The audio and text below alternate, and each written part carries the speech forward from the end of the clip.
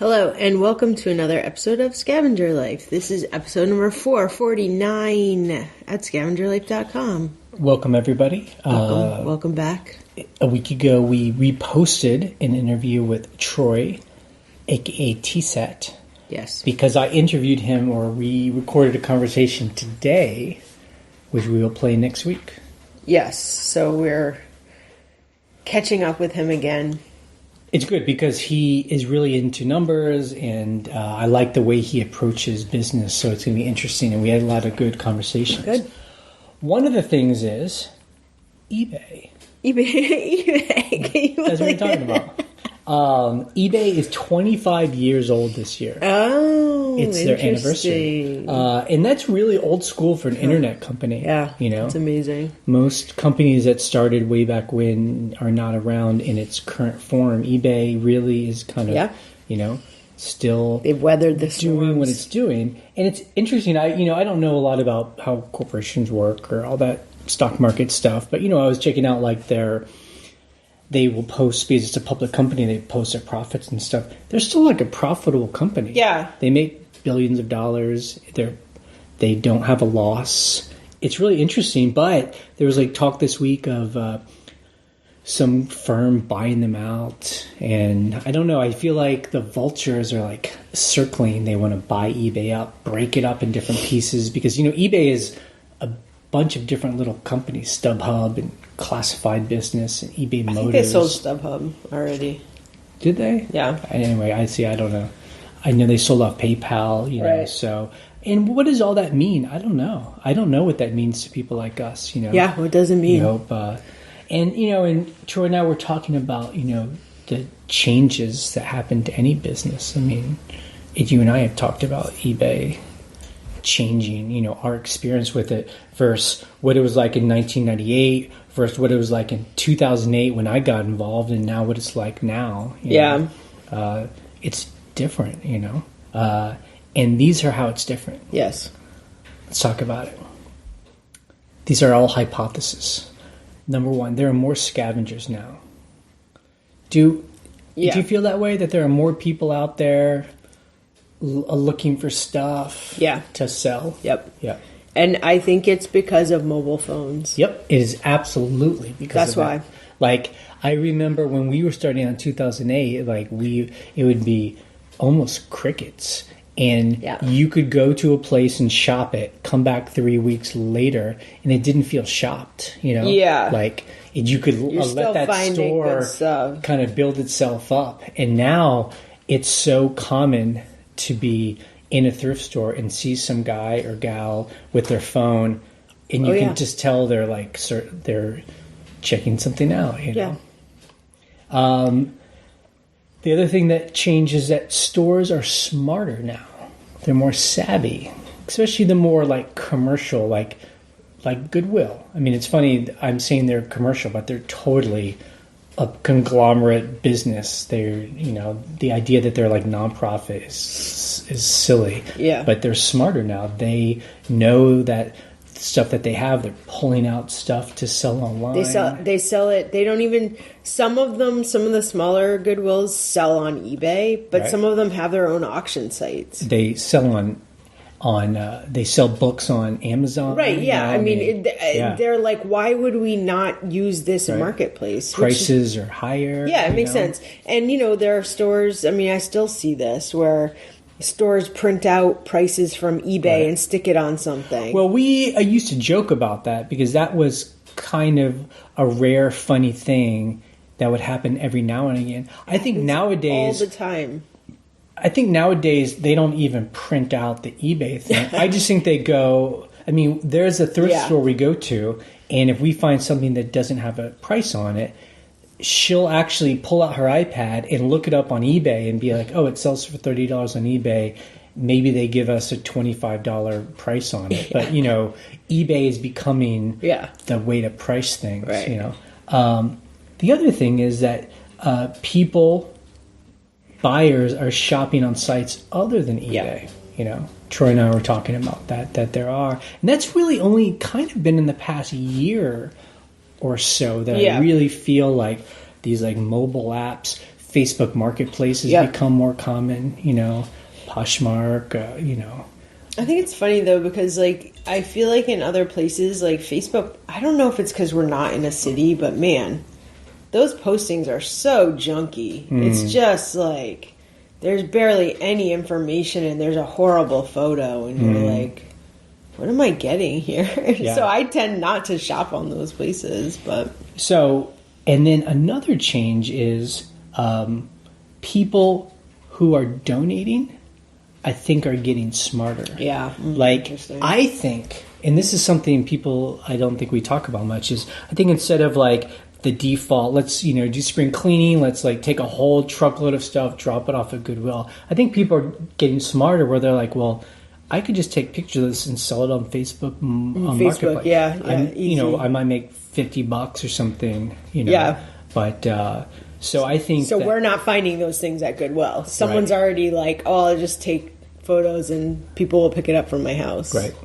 Yeah. So also I wonder, this is I think a super debatable one. I wonder, especially in the States, in America, are people wasting less, you think? You think like there's... Well, I think there's a movement with the younger generation that might also be influencing their parents. We were at Walmart the other day, and I just started within the last year to really push myself to bring bags so that we don't use plastic bags. I used to always do that, and then I got lazy. I was like, oh my God. But now I keep bags in my purse. There was a woman who was probably my grandmother's age in front of us, and she had brought all her own bags. Wow. Like, she was adamant, these are my reusable grocery bags. And this is a big deal because we live in rural Virginia, which... It's not like we live in San Francisco where it's super environmentalism. Yeah. So I feel like there is a movement for that, and I feel like the younger generations are pushing that. And, we've talked about this on the forum a bunch, where there is a push from the younger people, our generation, and younger, to buy used, because they're like, H&M is like, hitting us over the head with like $2 jeans that they just like, if they don't sell them, they throw them in the garbage. And people are like, no, we can't do that anymore. Right. It's wasteful. So I feel like that is starting to become a mainstream conversation amongst young-ish people under 50. And I think it's influencing more older people. So I'm hoping that's true. Right. I mean, we've always said that if we went out of business because the United States didn't waste as much, I would be okay with that. Right, like getting rid of stuff. Like that would be, the only reason why we've been able to have this business in 2008 is because there's like a fire hose of super valuable items just being thrown away. Like, I don't think that's slowing down. I think that there's a larger consciousness to buy more stuff used, which is why I think eBay can be an amazing marketplace for that. Right. But I just don't see it slowing down anytime soon. I really don't. Yeah. Maybe a little bit, but it's not even measurable, I don't think. But I guess that's my point, though, is that there are changes that happen, and it's just changes inevitable, and we just have to be aware of it, and then we have to change with that. Yeah, exactly. People are talking about eBay being bought or being broken up, and there's been talk on the forum about they should stop this obsession on eBay with becoming like Amazon, selling brand new TVs. They can sell that stuff on eBay, that's fine, but their front-facing business should stop looking like Amazon. And go to the front page. Right. And should just focus on, I don't know, but I feel like they're really dropping the ball on jumping in on this cool, hip, buy secondhand. Buy vintage. Right. Even if the vintage stuff isn't the core of their profits, it's like an entry. It's like what they put on their front door. And then, I go in there and buy some cool, hip, vintage stuff. And then I'll buy a brand new TV there too because it's there. Right. But instead of like going to the front store where it's like, let me go buy a brand new TV and then in the back are some vintage jeans. Right. Right. Like, because everyone's selling brand new TVs everywhere. Yeah, like, Walmart, Target, there's Costco, the Amazon. The vintage stuff is what makes eBay because cool. Look, you have cool. It's cool. You do have Etsy.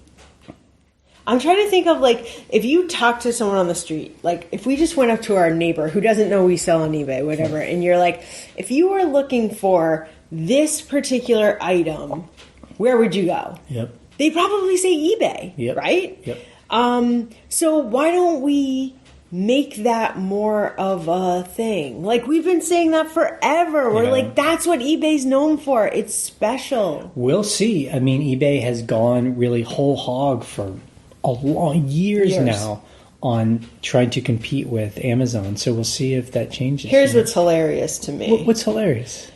What I've noticed lately on some of the things I've purchased on eBay that were commodity-ish, open box, refurbished items is that what we're buying on eBay are Amazon returns. Wow. You know, like, you're getting something that they're like, it's open box, it's tested. It's open box. Open box, because I'm from Michigan. No, I'm not.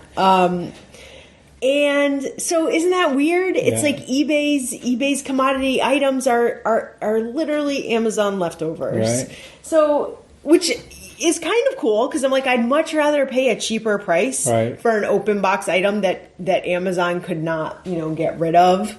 So, yeah, I don't know. I mean, we, at the end of the day, are helpless as to what eBay itself does. But it is interesting to see changes happen, and then we just have to be aware of them the best we can and try and roll with it.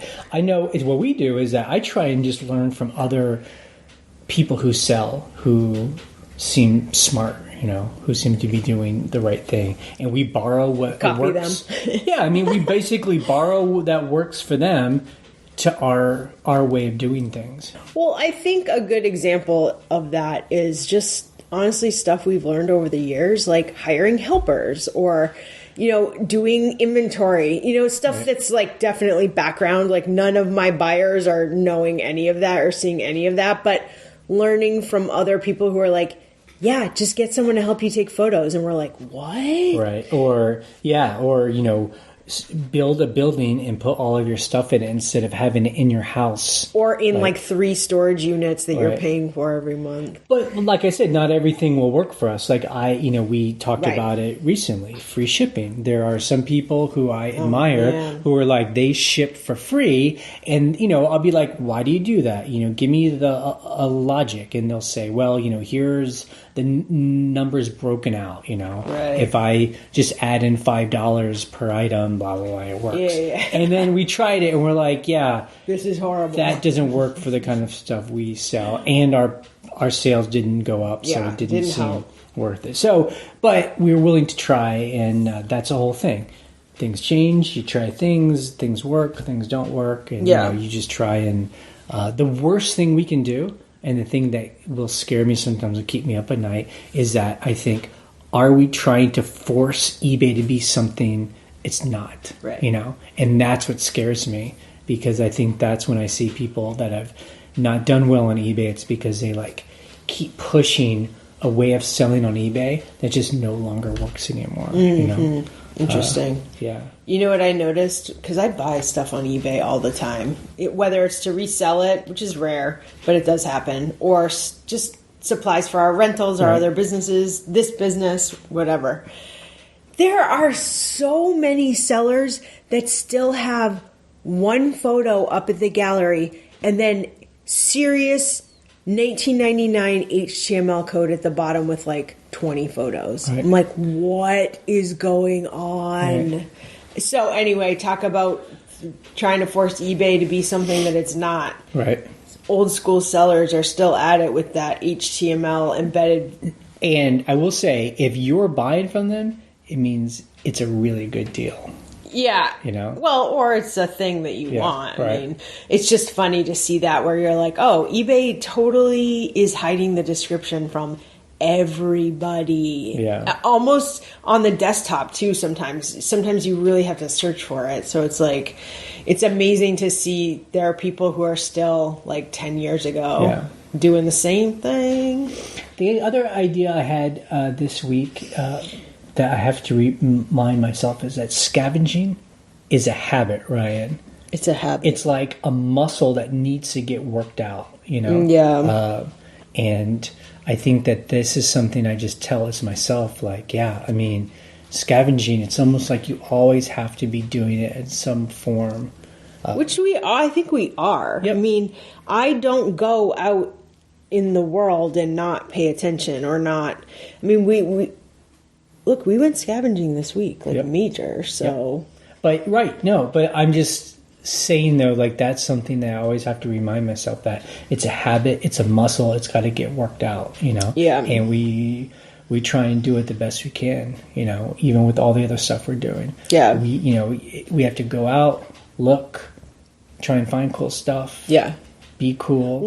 Stay cool. Okay, learn from what you're buying, what you're looking at, what's available in your area. I mean, it changes. Like, man, there have been so many times where I'm just like, I keep buying, you know, like China. I'm just like, I keep finding cool China, so I'm going to get it, you know? Like, I don't know what to do here. Yeah. It's interesting to me now, and it never was before. And when it sells, you're just like... It's a great feeling. You're like, wow, this is a thing. It's hard. It's hard to find it. It's hard to research it sometimes. It's hard to pack it. It's hard to store it. Yeah. But when it sells, it's great. So, and this just leads me to, like, on the forum, there was, he's been on the forum for a while. His name is Joe. He came on. Yeah.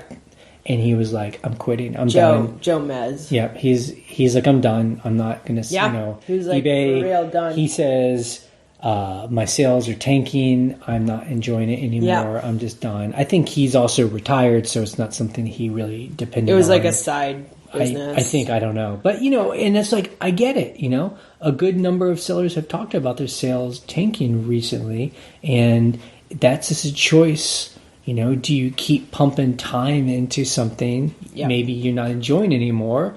Are you not wanting to change or try and ultimately be creative with what you're doing, you know?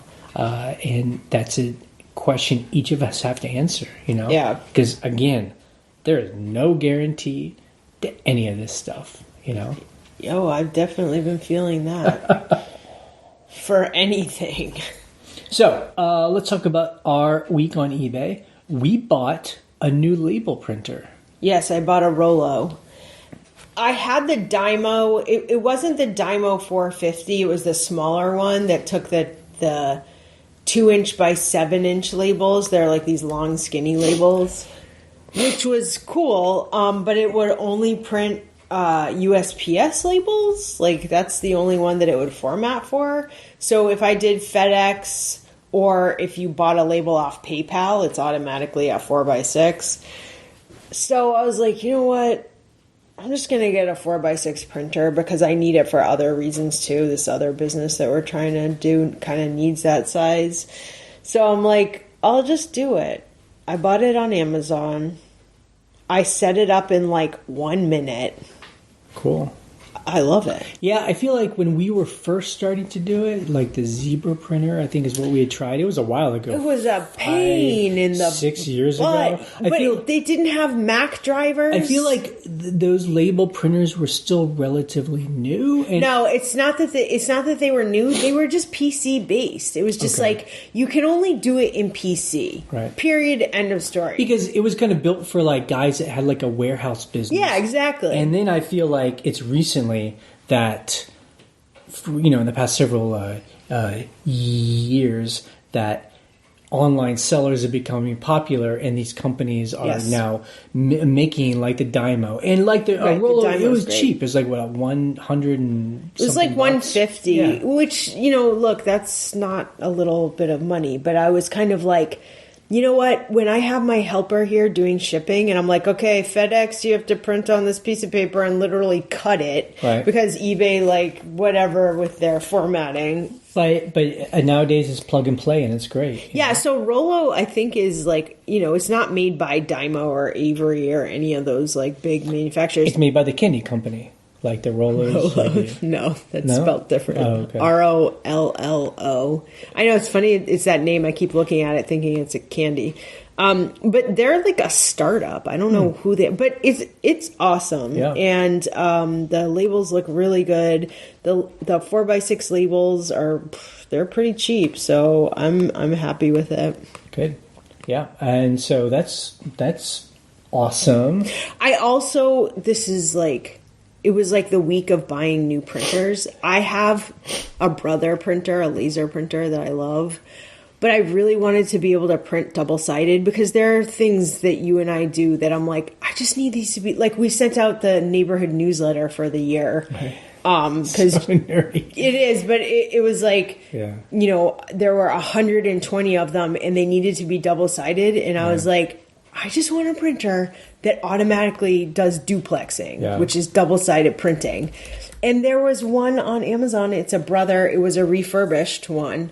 And it was $79, and I was like, I'm just going to get this. Right, so instead of having to, like, print one side, then you pick them up, flip it. Make sure it's on the right direction. Like, that's how I usually did it, but I'm like, this is a pain. I do double-sided printing. And look, talk about environmentalism. I try to do double-sided printing so you're not using twice the paper. Yeah. You know, paper is not cheap when you're having to buy it all the time. So, Brother printer, automatic double-sided printing. I absolutely love it.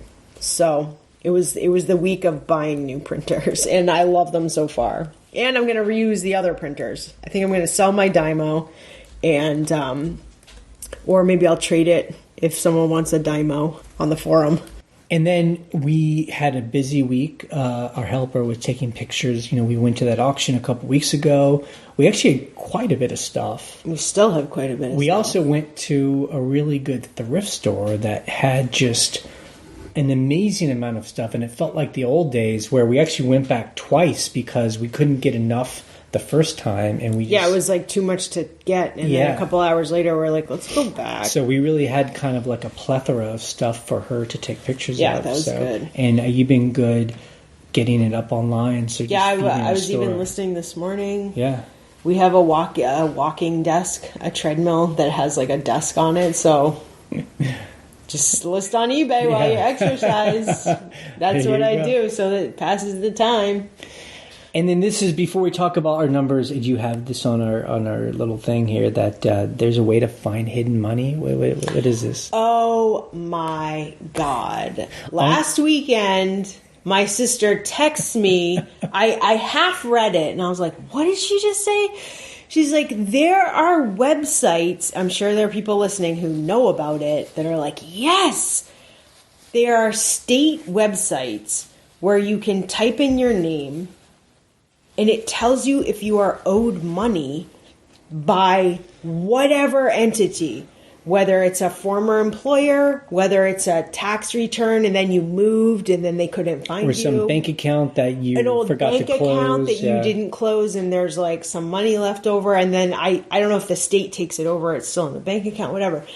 So she was like, oh, I looked my name up in Massachusetts where she lives, and I was owed $500 from an old retirement account from a job I only had for 6 months.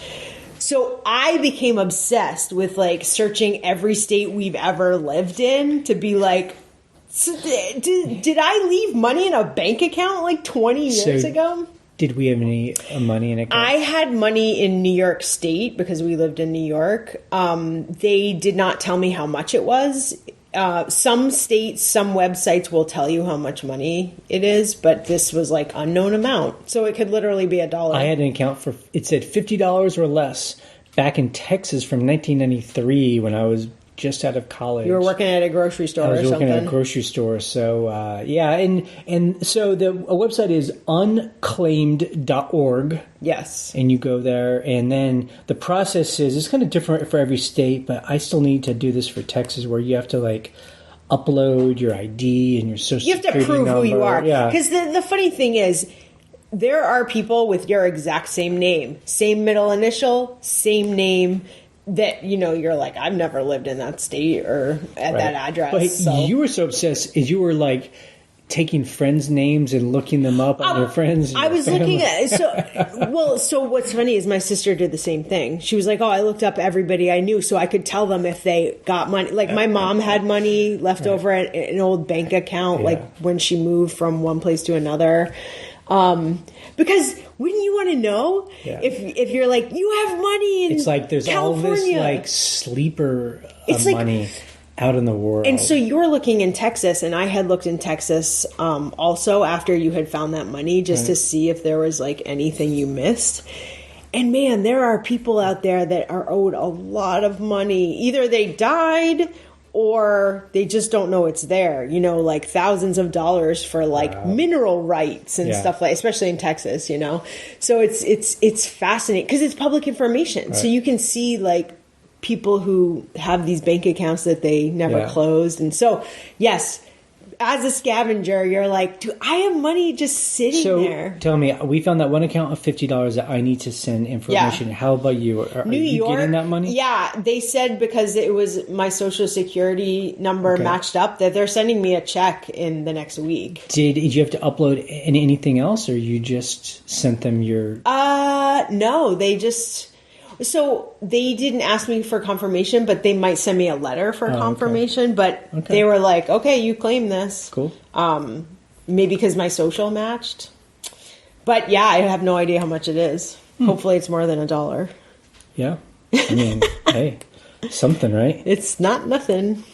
Okay, so last week we sold 29 things. Hey, not bad. For $1,124. So we broke that $1,000 mark. Like Jay likes to say, it's not zero. It's not zero.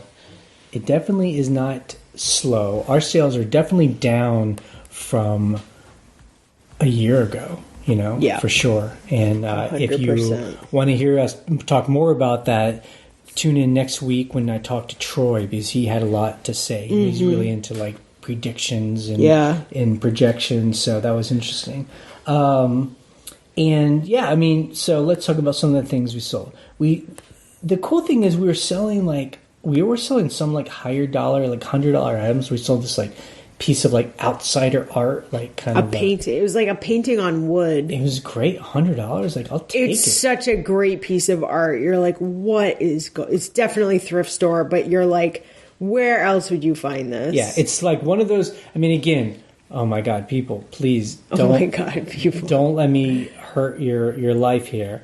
When you do go to a thrift store, there's always that pile of art in the back, and 99.999% of it is just garbage, totally garbage. But if you look, there can sometimes be little cool pieces of art that are not very much money. And if you have that eye and you put it up, it can do well. Like it's one of these pieces. But look, this painting's been sitting there took a while, a long time. Right? These are not fast sellers. And then we sold like this like candle holder cover, that like brutalist candle. Oh yeah, no, it's like a light. $100. It was cool too. I had that up for high, but we were like, let's please make $100. But again, like something kind of handmade. It's homemade. Cool. It's very cool. Neat, yeah, those are two things I haven't shipped yet. So I'm like, what did we sell? I haven't shipped that. Oh, I'm shipping that tomorrow. Yeah, like a stone cat. That cat. Oh my God. I packed that this morning actually because I was testing out the new label printer. I was like, I gotta pack something to test it. That thing weighed 10 pounds by itself. It was solid stone, like sculpture. But that was $80. Yep. So I love that. Yeah. It was definitely slow in the beginning of the week. Like so slow, we're like... So slow. Do we even have an eBay store? There was a day, it was Tuesday, where we sold one $9 item. Right. And I was like, oh my God. I was so scared. But then, it picked up. It picked up. But then towards the end of the week, it picked up. So. Yeah. Oh, good. Mm-hmm. Scavenger of the week. Yeah, we talked about. We went to that thrift store. That's really exciting. Yep. Really good stuff. Like stuff. I couldn't believe what they had there. Like one of those little kind of church, like independent thrift stores where they're not on eBay looking at prices, and those are the best kind. There was some expense. I paid $30 for this one item, this mirror, which is very cool. I have to take photos of it. It's weird. But, yeah, I never pay $30 for anything. I was so shocked. I was standing there with my mouth open I was what? But I could tell. I looked at it and I was like, this is very special and interesting, and I don't know where they got this, but here it is. Yep. So customer issues. So we would have had a better week. We sold a coat for $100. Oh, This guy gave us an offer. We accepted. He said, I can't pay you till a week from February 15th. And we're like, whatever, it's slow. It's $100, of course. He sends a note the next day. He says, I was just in the hospital. In the emergency room. He even told us how much it cost. It cost me $1,250. And this is the typical, it's so weird. Just say you don't want it. But, you got cancer, you got a car accident, fine. He's like, I want to cancel. We're like, fine. But, the way we do it is, if you buy something, especially if you do an offer and you have all these caveats, we're like, okay, we're just going to let the unpaid manager handle it because you should get a penalty for this. Exactly. But he was smart. He paid for it. Wrote a message and said, I accidentally paid for this, and then immediately opens a return. So that is a very bizarre situation where you're just kind of like, what is going on here? It's just people making their lives complicated. Anyway, it's as hard as selling on eBay. And then we had a couple other unpaid items where the buyers just bought and then they never paid, and then we never hear from them. And what sucks about that, there was this one item where it was $150 and they just they had 2 feedback. And today there was a $50 item that the unpaid manager started the process. And so here's a positive thing. We did have a couple unpaid items last week where people, the unpaid item assistant opens it after 2 days, and the person simply says, I'm so sorry, I just forgot. And then they paid, and then I shipped it to them, and it's fine. So, I love to hear that, where they're like, I'm so sorry, I just was not paying attention to my email this week. I'm paying now. You're like, fine. Yeah. It's this whole, nonsense that happens with this coat that you're just like, and what? Just when things are slow, it's the worst. $100 being refunded, you're like, oh, you're killing me. So things we learned in the forum, there was a new seller. I think it's her first time selling kind of full time this year, but she just got her PayPal 1099, and I think this happens to anyone that starts trying to run a business on eBay. They're like, oh wait, I have to pay taxes on this, and that 1099 will have everything that's been through PayPal. So it's not what you put the cash in your pocket. It's just everything. It's your gross. And so that's scary. If you have not been keeping a record of your expenses, that's a scary thing. I remember our first year when we realized we made all this money. We had to go back. It's retroactively trying to come up with expenses. Shipping. Yep. Mileage. Cost of goods. Yep. I mean, all this stuff, Now, someone did say that there's a 1099K, which I guess is a new kind of 1099 that came out in 2012 that's made just for, I guess, kind of online sellers. I don't really know how that changes things or does anything. I don't understand it either. But basically, what you have to do now is you have to go and start getting your expenses, Yeah, because you don't want to pay taxes on that gross amount. Right. Because that's not your profit. Right. It could be $20,000 gross profit, but you might have actually made $11,000 after all your expenses. So you should only be paying taxes on the $11,000. But the thing is, you have to come up with that information, and this is just what it's like to run a business. That's why online bookkeeping is great, because that is how you keep track of all those expenses. And and look, we're not techs professionals, so definitely get help if you need it. I would suggest not going to H&R Block. They basically, I think, are more aimed at people that just have jobs. I have no idea. But I think if you go to a local accountant who can work it with you, that could be helpful. Yeah. But just remember, the IRS will not by the excuse of it's just a hobby. If you make over $600, it doesn't matter. They expect you to pay taxes on that. So. And clearly, as you can see, PayPal is reporting it, so the IRS is expecting you to also report it.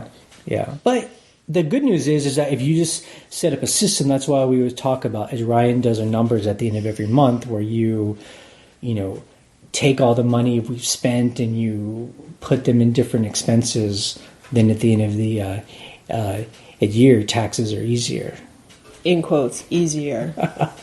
Well, you did our taxes. I did them yesterday. And actually, no, like the last 10 years of doing our own taxes has refined it to like a spreadsheet that I just like fill in the numbers. I'm like, okay, go get it on the online bookkeeping, grab that number, now put it in this, format. Format. So you're not redoing it. It's like, it's the same as it was last year. It's just a different number. And then we have an appointment with our accountant on Tuesday where we give him this information and then he does our tax forms, and it's good. We want him to be a second set of eyes to make sure everything looks good, gets it in the format that the IRS likes. Mm-hmm. And then, So we like that. Now, speaking of accounting, we've been using GoDaddy bookkeeping for a while now because for a long time it was really the only kind of like online bookkeeping that could bring in our eBay and our bank accounts and PayPal. But then GoDaddy got bought, or it was called something else. GoDaddy bought it, and then it was called Outright. And they kind of just stopped advancing. And actually, we started getting different accounts stopped syncing. And too many accounts stopped syncing to the point where I'm like, I can't use this anymore. So we had mentioned that on a podcast, and someone came on a forum and said there's something called Wave Accounting, and it's free. Yeah, and it's crazy because, they even have a FAQ on their website. Why is this free? Well, it's free because they have all these other services. Like if you want to do payroll or if you want to do, it's almost like Square. If you want them to be a payment processor for credit cards, Wave will do that. So they're like, we just want accounting to be added in there for free. So I signed up for Wave to do our books for January. And I added everything, and everything worked. I was like, oh, thank God. All the accounts synced, sucked in the information, and then you just had to go in there and relearn. Teach it, what expenses are the normal. Now, you still have to manually do it sometimes. It'll see expenses, and it'll think, oh, this is an office expense. And you're like, no, that was a travel expense. But that's just what you do. That's what I do the first of every month. I just go in and I'm like, nope, that's this. Nope, that's a personal expense. Put it over here. So, like if you put in an hour a month, then at the end of the year, it should be faster, easy. Much faster. If you put it off, then at the end of the year. Look, I've done, Jude, I remember I think it was 2006 or 2007, where we did our taxes and all we had were paper receipts. And I had a box of paper receipts that I was adding up by hand. It was just like, my God, it was a horror. At the end of the year, I added it up. It wasn't like every month. It's just like the stereotype nightmare. Horrible. Yeah, so never again. If you're new to eBay and this is your first year, and it might be painful this year, but set up a system where next year your eBay taxes will be much easier. It's faster. Yeah. Okay, let's go to questions or comments that people sent in. Okay, you can email us a question. Our email is thescavengerlife@gmail.com. You can send us an audio file, which you will hear one just now. You can also call our voicemail line. The phone number is 540-407-8486. Hey, Jay and Ryan, this is Marty in Santa Barbara County, California. Old man Marty. I just sold a high-end used horse saddle for $550. I used comps to determine that price, looking at the degree of damage on mine compared to the comps and so forth, and determine the pricing that way. I'll also add, before I go into my problem, that I used Terapeak just for a month to just look at the market through a whole year to see when these things sold, the pricing, again, to try to get a determination of what I might expect from these 3 different saddles that I have. And I thought it was well worth it, because for someone like me who doesn't have a lot of storage space, doesn't have a lot of time to list, it's kind of nice to know, I'm on the right track here. I just have to wait this out maybe a couple more months. Someone's going to buy this. And this particular type of item, these saddles, spiked 2 different times in the year, and I sold it just before the big spike. So I feel pretty good about that. That was just a side note. Getting back to my problem, when I went to print the shipping label, I offered UPS and the buyer chose UPS, but eBay only offered me USPS and FedEx. I go with UPS because I feel like it instills confidence in the buyer and me as a seller, but I think I'm going to have to change that now because eBay did not offer it when the time came to print the label. So I went to PayPal and was able to get to the point where I was able to find UPS and choose it, but it wouldn't let me process it. So I ended up taking it to the UPS counter, paying the extra $28 for shipping, and that's why I'm calling. I could go with FedEx, but it's not as convenient. I live in a quasi-rural area also. USPS, much more convenient, much more count-onable, and it seems to be more count-onable also on the eBay shipping label process as well, because I never see a time when USPS isn't there. But I have in the past, I do remember once a UPS label not being available for me to print. And this has happened again. So I'm wondering if you have any input on this. Much appreciated. All right, thanks very much. Goodbye. The weird thing is that UPS is something that you can choose as an option on eBay. They give like every option of UPS. So why wouldn't they allow you to print it? I think because eBay has a deal with USPS, aka the post office, and with FedEx. But I don't think they have any way to bill for UPS. And also, I've never shipped through UPS through eBay. So I don't have an answer. Somebody who's listening does, I'm sure. Yeah, I mean, we just don't have that as an option. Right? I think what eBay wants is they want you to have a UPS account. Mm. And you go over there and you pay for it and you throw your tracking number in there. A UPS account and a FedEx account are free. They just want you to spend your money on labels. So it shouldn't be a big problem, but... I will say that we tried to buy and sell saddles once, or at least I did, because I got them really cheap. It turned out I don't know anything about saddles. Maybe the ones that we got were worth anything. We ended up not selling. I mean, we made some money, but definitely not $500. And actually, it's one of them. What happened was some guy in Manhattan bought one, and it turned out he was like a wedding, designer, decorator. He probably bought it for a wedding, and then he wanted to return it. After the wedding. After the wedding. You know what? It was a good story, though. He ended up not shipping it back, so I was able to close that return. Yeah, because he had said that he was at fault, so he would have had to have paid for the shipping. And he realized... he knows, the person who just called Marty, shipping saddles is a pain in the butt because they're huge, and you need a big box. Right. So hopefully the person that bought this $500 one, they actually put it on a horse and want to use it. Exactly. Hey, Jay and Ryan. This is Brian from Illinois. See, I was looking at one of the transactions in my PayPal account today. I see there's a link in there for launch PayPal multi-order shipping. And I was wondering if you've ever used that. I know we've talked about sending multiple items to one seller, to one buyer. And I wonder if you've ever used that, or if you have any details on how that works. Thanks. I don't know what that is, but my thought is that multi-order shipping is like bulk shipping through PayPal, not necessarily like this person ordered 5 things and I'll send it all to them at once. It sounds more like eBay's thing where they let you do bulk shipping where you're like, print all 10 of my labels at the same time. That's what I think PayPal multi-order shipping is. I've never used it.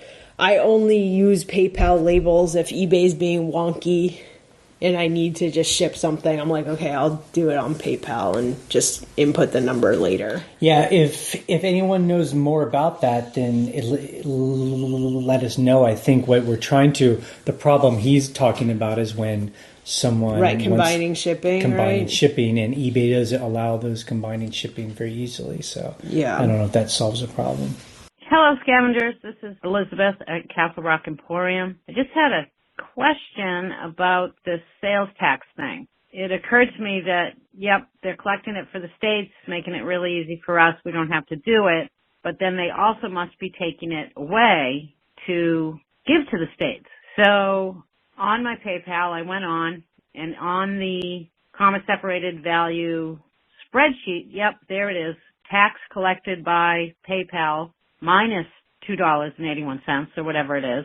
But I also noticed that the shipping on the original item is listed there again.